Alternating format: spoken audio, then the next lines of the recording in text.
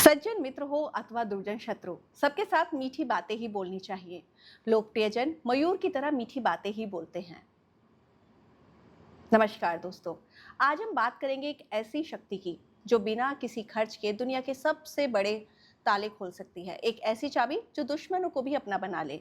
जी हाँ, मैं बात कर रही हूँ हमारी वाणी की, हमारे शब्दों की। अक्सर हम सोचते हैं कि जो हमारा बुरा कर रहा है, हमें उसे कड़वे शब्द कहने चाहिए, लेकिन हमारे बुजुर्गों और ज्ञानी लोगों ने कुछ और ही हमें सिखाया है।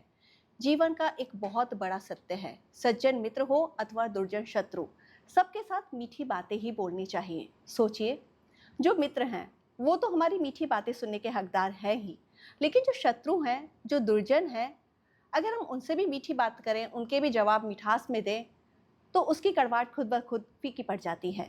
गुस्सा हमेशा गुस्से को बढ़ाता है, लेकिन प्रेम प्रेम बड़े से बड़े अहंकार को पिघला देता है। प्रकृति भी हमें यही सिखाती है। जरा सोचिए, जंगल में कौवा भी रहता है और मोर भी, लेकिन हम किसे देखना और सुनना पसंद करते हैं? जो लोकप्रिय जन होते हैं वो मयूर की तरह मीठी बातें ही बोलते हैं। जैसे मोर जब अपने पंख फैलाकर सुरीली आवाज में गाता है तो हर कोई उसकी तरफ खिंचा चला आता है।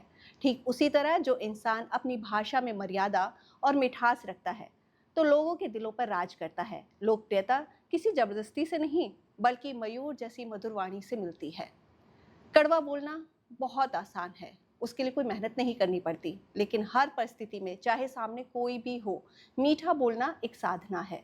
जब आप मीठा बोलते हैं तो आप केवल अपने सामने वाले को सम्मान ही नहीं दे रहे होते, बल्कि आप अपनी आंतरिक शांति का परिचय उसे दे रहे होते हैं। तो आज आज एक छोटा सा संकल्प लेते हैं, अपनी वाणी को मयूर जैसा सुंदर और मधुर बनाएंगे।